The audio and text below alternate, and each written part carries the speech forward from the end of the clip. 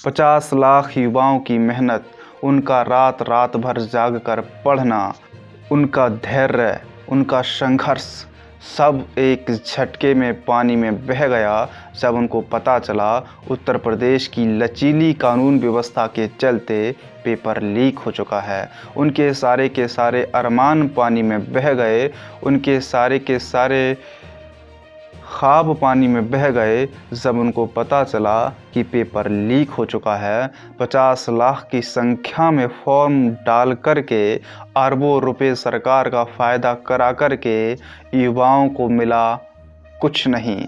युवाओं को सिर्फ धोखा मिला, युवाओं को सिर्फ छलावा मिला, युवाओं को सिर्फ और सिर्फ उनकी शारीरिक और उनका मानसिक हनन मिला, क्योंकि रात रात भर जाग कर पढ़े थे, रात रात भर मेहनत की थी, बहुत धैर्य रखा था, बेहद उम्मीद थी, लेकिन सारी की सारी उम्मीद, सारे ख्वाब, अरमान, धैर्य, संघर्ष, मेहनत सब पानी में बह गया जब लचीली कानून व्यवस्था के चलते पेपर लीक हो गया। और ये पेपर कोई पहली बार लीक नहीं हुआ है, ये पेपर लीक होने का सिलसिला काफ़ी समय से चलता आ रहा है। और तो मैं ये कह सकता हूँ कि उत्तर प्रदेश की पहचान अब पेपर लीक होने से होने लगी है, क्योंकि उत्तर प्रदेश एक ऐसा राज्य बन चुका है जहाँ पर पहले वैकेंसी निकाली जाती हैं, उसके बाद पेपर को लीक कराया जाता है, उसके बाद वैकेंसी को रद्द करा दिया जाता है। फिर युवाओं के साथ में छलावा हो जाता है,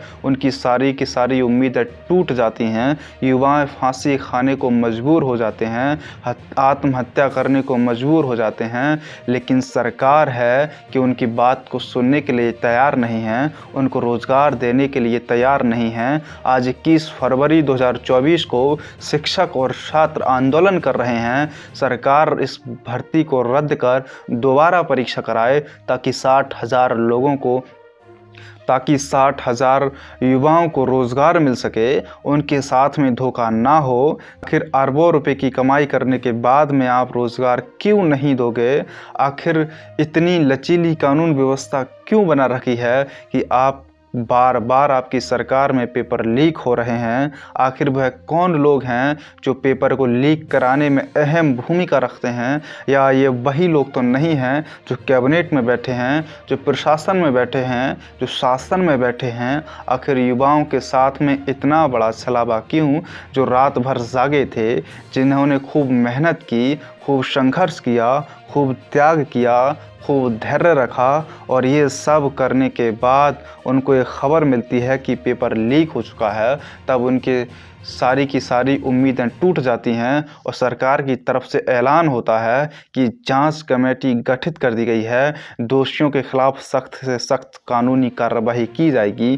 क्या ये बयान देना युवाओं को रोज़गार दे रहा है? आखिर कब तक इस प्रकार के बयान देते रहेंगे? क्योंकि ये बयान देने की आपको आदत हो चुकी है और उत्तर प्रदेश में पेपर लीक होने की एक रीत बन गई है, एक रिवाज बन गया है कि यहाँ पर पहले भर्ती निकाली जाएंगी, उसके बाद में पेपर को लीक कराया जाएगा, उसके बाद में जांच कमेटी बनाने के नाम पर युवाओं के साथ में छलावा करके पैसे को हड़प लिया जाएगा और युवाओं को धकेल दिया जाएगा, खाई में जाओ, डूब कर मर जाओ, तुम्हारा यहाँ पर कोई भी काम नहीं है, तुम्हारा केवल हमको वोट चाहिए, तुमको रोज़गार देने के लिए हम नहीं आए हैं, हम सिर्फ़ और सिर्फ अपनी तिजोरी भरने के लिए आए हैं, हम सिर्फ़ और सिर्फ अपनी संतान के लिए विदेशों में पढ़ाने के लिए आए हैं, हम सिर्फ और सिर्फ अपनी औलाद को बेहद संपत्ति देने के लिए आए हैं, अपने होटल खोलने के लिए आए हैं, अपनी कंपनियां खोलने के लिए आए हैं। हमको जनता की सेवा से कोई मतलब नहीं है। इस देश के लोकतंत्र में बस यही हो रहा है।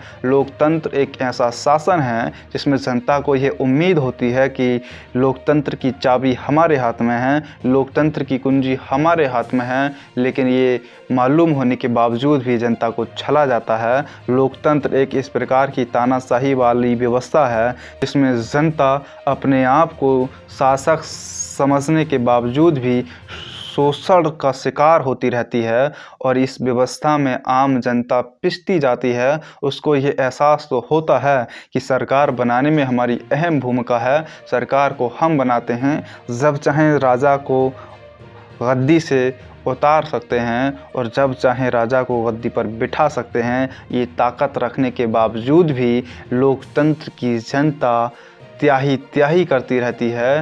ये सब व्यवस्था होने के बावजूद भी लोकतंत्र की जनता 5 किलो राशन के लिए मजबूर है। ये ताकत रखने के बावजूद भी इस देश की जनता 60,000 पदों पर 50 लाख फॉर्म भरने के लिए मजबूर है। ये लोकतंत्र की ताकत होने के बावजूद भी इस देश की जनता किसी भी प्रकार का विभाग हो उसमें डांट फटकार खाने के लिए मजबूर है। कुल मिलाकर के लोकतंत्र एक ऐसी व्यवस्था है जिसमें जनता अपने आप को मालिक तो समझती है, लेकिन उसकी स्थिति एक नौकर से भी बदतर होती है। ये लोकतंत्र ऐसी तानाशाही वाली व्यवस्था है जिसमें रिमोट तो जनता के हाथ में होता है, लेकिन उस रिमोट के द्वारा चलाया जा रहा तीर खुद उसके सीने में आकर के धंस जाता है।